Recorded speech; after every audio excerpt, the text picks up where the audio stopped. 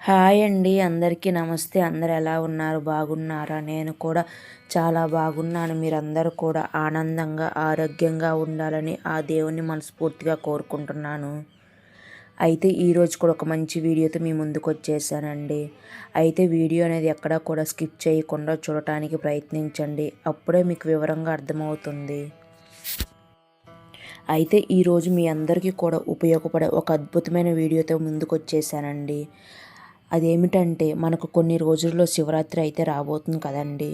అయితే శివరాత్రి రోజున పూజ ఎలా చేయాలి, జాగరణ ఎలా చేయాలి, అలాగే ఉపవాసం ఎలా ఉండాలి, అలాగే ఇవేమీ లేని వారు పూజ ఎలా చేయాలి, అసలు మనకి 2025 సంవత్సరంలో శివరాత్రి ఏ రోజు వచ్చింది, అలాగే స్వామివారికి పూజ ఎప్పుడు చేయాలి, అలాగే శివలింగం ఉన్నవారు ఇంట్లో పూజ ఎలా చేసుకోవాలి, లేకపోతే ఏమి చేయాలి, ఇవన్నీ కూడా మీకు వివరంగా అర్థమయ్యేలాగా చెప్తానండి. అలాగే శివరాత్రి రోజు అఖండ దీపం ఎలా పెట్టాలి, అలాగే కొబ్బరికాయ దీపం ఎలా పెట్టాలి, అలాగే రుద్రాక్ష దీపం ఎలా పెట్టాలి, అలాగే స్వామివారికి అభిషేకం ఎలా చేయాలి అనేవి అన్నీ కూడా మీకు నేను పూజ చేస్తూ వివరంగా చెప్పబోతున్నానండి. మహాశివరాత్రి అంటేనే పవిత్రమైన పండగ అన్నమాట. ఈ శివరాత్రి రోజున పూజ చేసుకోవడం, అలాగే అభిషేకం చేసుకుంటే కూడా ఎంతో పుణ్యం లభిస్తుంది. అలాగే ఈరోజు పాల్గొన మాసంలో కృష్ణపక్షంలో చతుర్దశి రోజున మహాశివరాత్రి పండుగను జరుపుకుంటారు. ఈ నెల ఫిబ్రవరి 26వ తేదీన మహాశివరాత్రి పర్వదినంగా జరుపుకుంటారు. అయితే మనకి మహాశివరాత్రి పండుగ అనేది 26వ తేదీన వచ్చిందండి. 2025 సంవత్సరంలో ఫిబ్రవరి 26వ తేదీన, అంటే బుధవారం రోజు పండుగ అనేది వచ్చిందండి. ఈరోజు మనము శివరాత్రి పండుగ అనేది జరుపుకోవాలి. ఈ మహాశివరాత్రి పర్వదినాన ఉపవాసం ఉండి శివుడికి భక్తి శ్రద్ధలతో ప్రత్యేకంగా పూజలు చేస్తే ఆ శివపార్వతుల అనుగ్రహం తప్పకుండా లభిస్తాయి. అయితే పురాణాల ప్రకారం ఈ మహాశివరాత్రి రోజునే శివపార్వతుల వివాహం జరిగిందని మన పండితులు చెప్తున్నారు. అలాగే ఈ మహాశివరాత్రి పండుగ రోజునే ఆ పరమేశ్వరుడు విషాన్ని తాగి సర్వలోకాలను రక్షించాడని నమ్ముతారు. మరి ఇంతటి శక్తివంతమైన మహాశివరాత్రి రోజున పండగ ఎలా జరుపుకోవాలి, ఏ విధంగా జరుపుకోవాలి, పీఠం ఎలా ఏర్పాటు చేసుకోవాలో చెప్తానండి. అయితే ఈ మహాశివరాత్రి పూజ అనేది మనం ప్రత్యేకంగా చేసుకునే పూజ కాబట్టి మీరు పూజాపీఠాన్ని అయినా సరే ఏర్పాటు అనుకునేవారు పూజాపీఠాన్ని ఏర్పాటు చేసుకొని అయినా సరే పూజ చేసుకోవచ్చండి. లేదండి మేము సింపుల్గా చేసుకుంటాము, అలాగే పూజ గదిలో ప్లేస్ ఉంది అనుకునేవారు అక్కడైనా సరే చేసుకోవచ్చు. పీఠం ఏర్పాటు చేసుకోవాలనుకునేవారు ముందుగా గంగాజలంతో శుభ్రం చేసి పసుపు అలికి బియ్యం పిండితో ముగ్గు వేసుకొని పీఠాన్ని ఏర్పాటు చేసుకోండి. పూజ గదిలో అయినా సరే ఇలాగే చేసుకోవాలండి. ఇదే విధంగా చేసుకోండి. ఇక నేను ఇక్కడ ఇలా అయితే పీటను ఏర్పాటు చేసుకున్నానండి. ఇక ఈ పీట మీద కొన్ని బియ్యం పోసుకోవాలండి. బియ్యం మీద విభూది వేసుకోవాలి. స్వామివారికి ఈ విభూది అంటే చాలా ఇష్టం కాబట్టి మీ దగ్గర విభూది లేకపోతే ఉంది అనుకునేవారు వేసుకోండి, లేకపోయినా సరే పసుపు కుంకుమలు వేసుకోండి. ఇక ఆ తర్వాత స్వామివారి పటం ఉంటుంది కదండి, శివపార్వతుల కుటుంబం ఉన్న ఫోటోని తీసుకొని గంధం కుంకుమ బొట్లు పెట్టుకొని అందంగా అలంకరించుకొని పూజలో పెట్టుకోండి. ఇంక ఇక్కడ నేను స్వామివారికి గంధము కుంకుమ చక్కగా పెట్టుకొని అందంగా అలంకరించుకొని పూజలు అయితే ఏర్పాటు చేసుకున్నాను. మీరు సపరేట్గా పూజా పీఠాన్ని ఏర్పాటు చేసుకొని పెట్టుకుంటే ఇలా పెట్టుకోండి. లేదు మేము పూజ గదిలోనే పూజ చేసుకుంటాం అంటే చక్కగా స్వామివారికి గంధం కుంకుమలతో అందంగా అలంకరించుకొని పూజను అయితే ఏర్పాటు చేసుకోవచ్చు. ఇంకా ఆ తర్వాత మనం ఏ పూజ చేసినా కూడా ముందుగా ఆ గణపతికి పూజ చేస్తాం కాబట్టి పూజలో ఆ విఘ్నేశ్వరుని కూడా ఇలా ఏర్పాటు చేసుకున్నానండి. మీ దగ్గర విగ్రహం ఉంటే పెట్టుకోండి, లేకపోతే పసుపుతో చేసిన విఘ్నేశ్వరుని అయినా సరే పెట్టుకోండి. ఇక నేను ఇంకా స్వామివారి విగ్రహం ఉందండి నా దగ్గర, ఇంకా నేను స్వామివారి విగ్రహాన్ని అయితే పెట్టుకున్నాను. ఇంకా స్వామివారి విగ్రహం కనుక చక్కగా గంధం కుంకుమలతో అలంకరించుకున్నాను. ఇంకా స్వామివారి విగ్రహం పెట్టుకునే ముందు ఒక ప్లేట్లో బియ్యాన్ని పోసుకొని పసుపు కుంకుమం కూడా వేసుకొని ఆ తర్వాత విగ్రహాన్ని అయితే ఏర్పాటు చేసుకొని పెట్టుకున్నాను. ఇంక స్వామివారికి పూసల దండ మాల కూడా వేసుకున్నాను. ఇక ఆ తర్వాత ఇక్కడ నేను శివలింగాన్ని కూడా పూజలో పెట్టుకుంటున్నానండి. మీ దగ్గర ఉంటే పెట్టుకోండి, లేకపోతే లేదండి. అలాగే మీ దగ్గర కనుక శివలింగం లేకపోతే విభూది గడ్డ ఉంటుంది కదండీ! ఆ విభూది గడ్డకి గంధం, కుంకుమలతో అలంకరించుకొని పూజలో అయినా పెట్టుకోవచ్చు. ఇంకా నేను శివలింగం అయితే ఏర్పాటు చేసుకుంటున్నానండి. ఎందుకంటే ఇక్కడ నేను శివలింగం పెట్టుకోవడన్నాను. ఒక ఇత్తడి గిన్నెని ఇలా తీసుకున్నానండి. ఎందుకంటే నేను తర్వాత అభిషేకం చేసుకుంటే కూడా అభిషేకం నీళ్ళు అనేది దాంట్లో పడతాయి కదండి. అందుకని కొంచెం లోతుగా ఉన్నదైతే తీసుకున్నాను. మీ దగ్గర ఉంటే పెట్టుకోండి, శివలింగాన్ని లేకపోయినా పర్వాలేదండి. పటాన్ని ఏర్పాటు చేసుకుని సరే పూజ చేసుకోవచ్చు. ఇక ఆ తర్వాత నేను ఇక్కడ దీపారాధన చేసుకోవటానికి దీపపు కుందులను పెట్టుకుంటున్నానండి. మీ దగ్గర మీరు ఎన్ని దీపపు కుందులు పూజలో పెట్టుకోవాలనుకుంటున్నారో అన్నీ కూడా చక్కగా గంధం, కుంకుమతో అలంకరించుకొని దీపపు కుందులను కూడా ఏర్పాటు చేసుకోండి పూజలో. ఇంకా మనం పూజలో కూర్చునే ముందు అన్నీ కూడా ఇలా సిద్ధం చేసుకొని ముందుగా అన్నీ ఏర్పాటు చేసుకుంటే ఎలాంటి హడావుడి లేకుండా చక్కగా ప్రశాంతంగా అయితే పూజ చేసుకోవచ్చండి. ఇంకా నేను ఇక్కడ అన్నీ కూడా సిద్ధం చేసుకొని పెట్టుకుంటున్నాను. ఇంకా ఆ తర్వాత మహాశివరాత్రి రోజు అఖండ దీపం ఎలా పెట్టుకోవాలో చూపిస్తున్నానండి. అఖండ దీపం వెలిగించడానికి ఒక ఇత్తడి ప్లేట్ తీసుకోవాలండి. ఆ ప్లేట్కి కొంచెం గంధం, కుంకుమలతో అలంకరించుకోండి. ఇంకా దానిలో 3 గుప్పెల బియ్యం పోసుకోవాలండి. ఇంకా 3 గుప్పెల బియ్యం పోసుకొని ఆ బియ్యం మీద పసుపు, కుంకుమ అలాగే విభూది కూడా వేసుకోండి. ఎందుకంటే స్వామివారికి విభూది అంటే ఇష్టం కదండి. ఈరోజు స్వామివారికి విభూదితో అష్టోత్తరం చేసుకున్నా సరే, ఇంకా ఇలాగ అష్టోత్తరాలు చదువుకుంటూ లేదా శివనామ జపం చేసుకుంటూ స్వామివారి ముందు విభూతితో కనుక చేసుకుంటే చాలా మంచిదండి. ఇక అఖండ దీపం వెలిగించుకోవడానికి ఒక పెద్ద సైజులో ఉన్న మట్టి ప్రమిదని పెట్టుకోండి. ఇలా పెద్ద సైజులో ఉన్న మట్టి ప్రమిదని తీసుకోండి. లేదా మీ దగ్గర ఇత్తడిది ఉన్నా సరే, పెద్దది ప్రమిద అయినా సరే పూజలో పెట్టుకోండి. కొంచెం లోతు ఎక్కువగా ఉన్నది తీసుకోండి. ఈ ప్రమిదకి గంధం, కుంకుమతో అలంకరించుకోవాలండి. ఇంకా అలంకరించుకొని చక్కగా ఆ బియ్యం మీద అయితే పెట్టుకోండి. అలాగే మహాశివరాత్రి రోజు నారికేల దీపం ఎలా వెలిగించాలో చూపిస్తున్నానండి. నారికేల దీపం వెలిగించడానికి ఒక ఇత్తడి ప్లేట్ తీసుకోండి, లేదా రాగి, వెండి ఇలా మీ దగ్గర ఏది ఉంటే అది తీసుకోండి. స్టీల్ ప్లేట్ కాకుండా చూసుకోండి. ఇంకా ఆ ప్లేట్కి కొంచెం పసుపు లేదా గంధం, కుంకుమతో బొట్లు పెట్టుకోండి. ఇక ఆ ప్లేట్లో 3 గుప్పెల బియ్యం పోసుకొని ఆ బియ్యం మీద పసుపు, కుంకుమ, గంధము ఇలాగా వేసుకోండి. ఇక స్వామివారికి ఎంతో ఇష్టమైన విభూది కూడా వేసుకోవాలండి. ఆ తర్వాత ఒక కొబ్బరికాయని తీసుకోండి. ఆ కొబ్బరికాయకున్న ఒక కొబ్బరికాయ తీసుకున్న తర్వాత ఆ కొబ్బరికాయని పగలగొట్టుకొని ఇలా కొబ్బరికాయకి పగలగొట్టినప్పుడు 2 కొబ్బరి చిప్పలు వస్తాయి కదండి. అందులో ఒక చిప్ప మనం నైవేద్యంగా సమర్పించుకోవాలి. ఆ తర్వాత రెండవ చిప్పలో దీపాన్ని వెలిగించుకోవాలండి. అది కూడా రెండవ చిప్ప వచ్చేసి 3 కళ్ళు ఉన్న కొబ్బరి చిప్పని తీసుకోవాలండి. అంటే మనం పీసు ఉంటుంది కదండి, ఆ పీసు ఎటువైపు ఉంటుందో ఆ వైపులో ఉన్న కొబ్బరి చిప్పని తీసుకొని మనం దీపారాధన అయితే చేసుకోవాల్సి ఉంటుంది. ఇక ఆ కొబ్బరి చిప్పకి చక్కగా విభూతితో కానీ లేదా గంధంతో కానీ బొట్లు పెట్టి అలంకరించుకోవాలండి. ఇంకా తర్వాత బియ్యం మీద పెట్టుకోండి. ఇంకా ఇలా పెట్టుకున్న తర్వాత మీరు ఎన్నైతే దీపపు కుందులు ఏర్పాటు చేసుకున్నారో పూజలు అన్నిట్లో కూడా ఆవు నెయ్యి కానీ లేదా నువ్వుల నూనె కానీ ఉపయోగించుకోండి. నేనైతే ఇక్కడ నువ్వుల నూనె అయితే ఉపయోగిస్తున్నానండి. మీ దగ్గర ఆవు నెయ్యి ఎక్కువగా ఉందనుకుంటే చక్కగా ఆవు నెయ్యినైనా సరే వెలిగించుకొని దీపారాత్రి కుందుల్లోనే వడ్డించుకొని నూనెని చక్కగా వెలిగించుకోవచ్చు. ఇంకా నేను ఇట్లాగా అన్నిట్లో కూడా ఒత్తులను అయితే వేసుకొని సిద్ధం చేసుకొని పెట్టుకుంటున్నానండి. ఇంకా అఖండ దీపానికి ఒత్తి వచ్చేసేసి కొంచెం పెద్ద సైజులో ఉన్నది తీసుకోండి. ఎందుకంటే మనం ఏ టైంలో అయితే వెలిగిస్తున్నామో మళ్ళీ తెల్లారి రోజు అదే టైం వరకు ఉండాలి కాబట్టి. ఇక కొబ్బరి దీపంలో 3 జ్యోతులు వెలిగేలా చూసుకోవాలంటే 3 ఒత్తులు వేసుకోవాలని 3 ఒత్తుల్లో కూడా 3 కలిపి 3 జ్యోతుల్లాగా వేసుకొని వెలిగించుకోవాలండి. ఇక్కడ నేను చూపిస్తున్న విధంగా ఒత్తులను అయితే వేసుకోండి. ఒక్కొక్క దానిలో 3 ఉండేలాగా చూసుకోండి. ఎందుకంటే ఆ స్వామివారు త్రినేత్రుడు కదండి. అందుకని 3 దీపాలు పెట్టుకోవాలి. ఆ ముక్కుంటి దేవుని అనుగ్రహం కలగాలంటే తప్పకుండా నారికేల దీపం పెట్టుకోండి. ఇలా నారికేల దీపాన్ని కూడా చక్కగా అందంగా అలంకరించుకున్న తర్వాత ఇంకా స్వామివారికి పుష్పాలతో అందంగా అలంకరించుకోండి.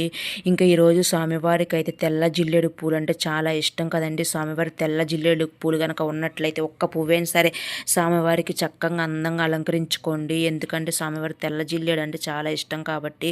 ఇంకా మీ దగ్గర కనుక లేకపోయినా సరే ఏ పుష్పాలు ఉంటే ఆ పుష్పాలతో అందంగా అలంకరించుకోండి. ఇంకా నేను తెల్ల చామంతి పూలతోటి ఇలాగ స్వామివారి తెల్ల జిల్లేడు పూలతోటి అలాగే ఎరుపు రంగు మందార పూలతోటి అందంగా అలంకరించుకుంటున్నాను.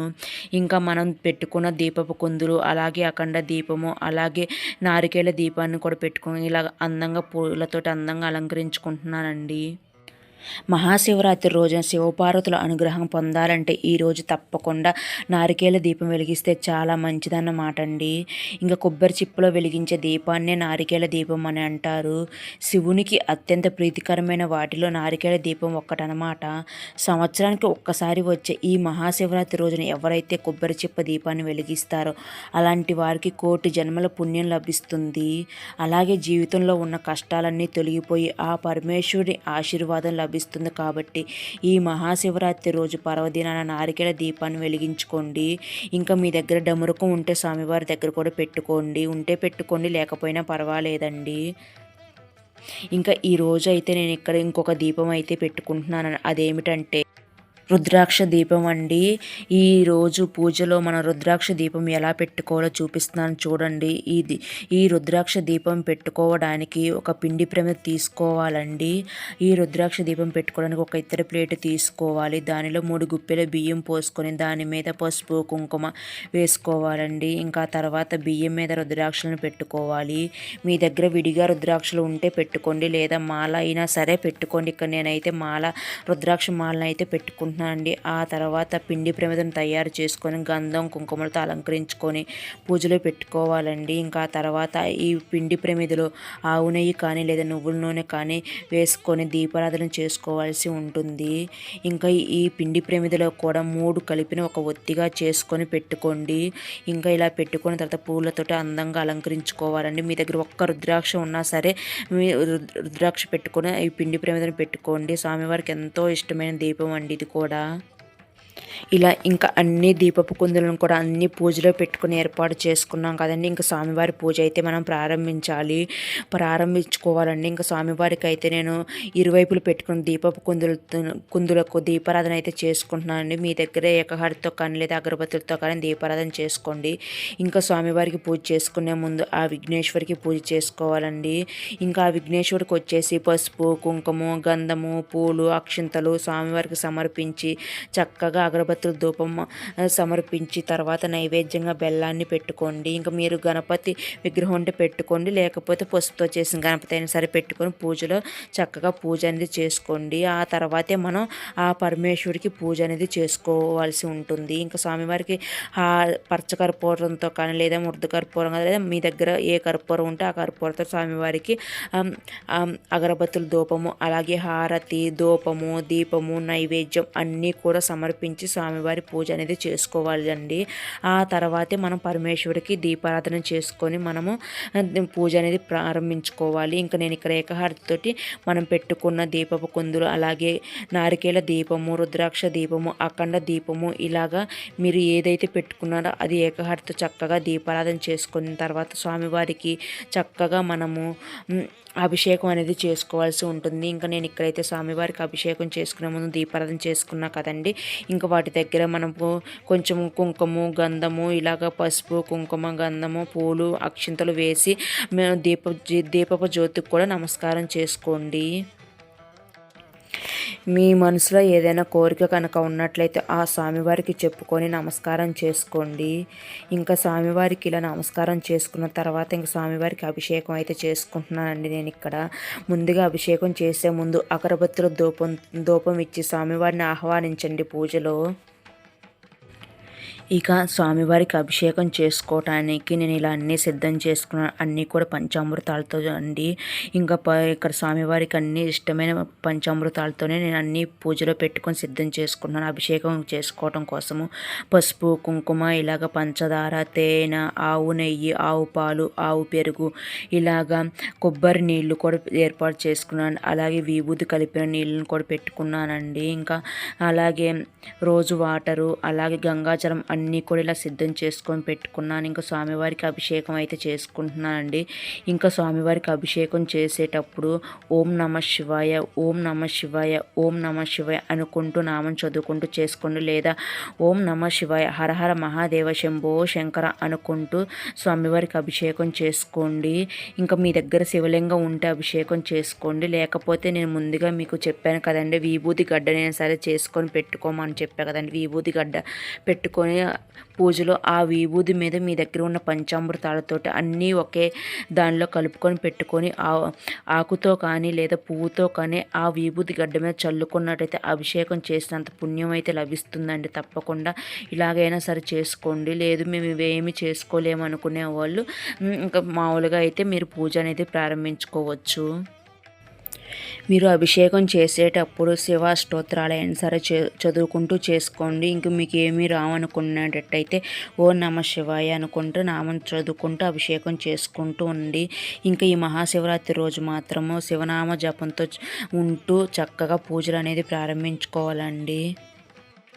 మహాశివరాత్రి రోజు ఉపవాసం ఉండేవాళ్ళు కొన్ని నియమాలను తప్పకుండా పాటించండి.